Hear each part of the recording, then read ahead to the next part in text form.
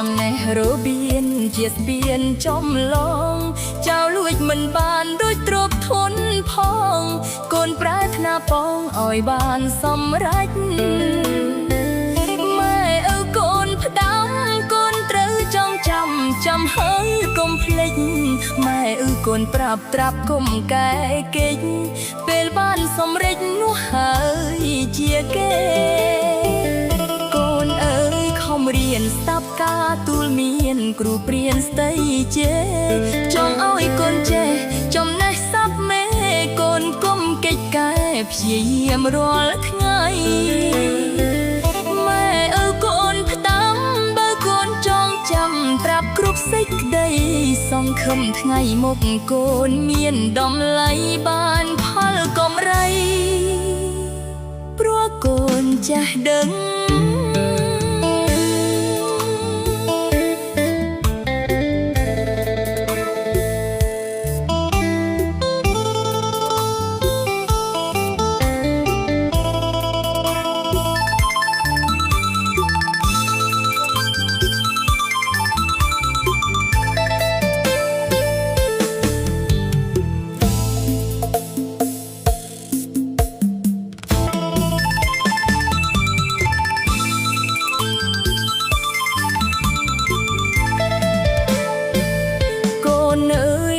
រៀនចំណេះរបៀនជាស្ពានចំឡង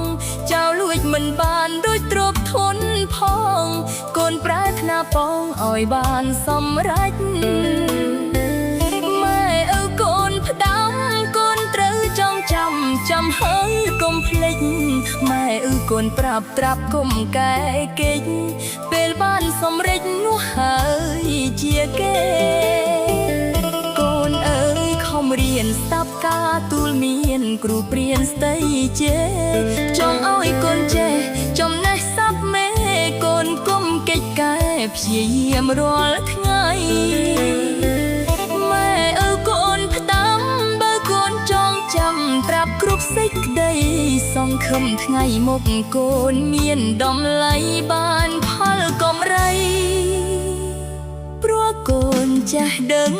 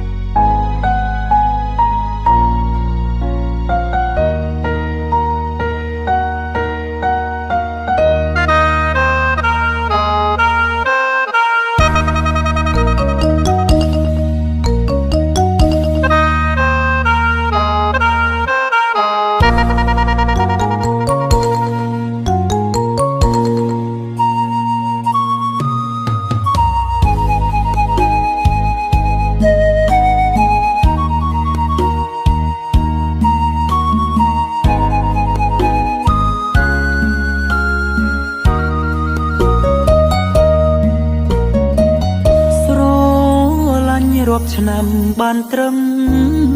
សង្សារគ្មានភពវាសនាបានគ្នាជាប្រពន្ធប្តី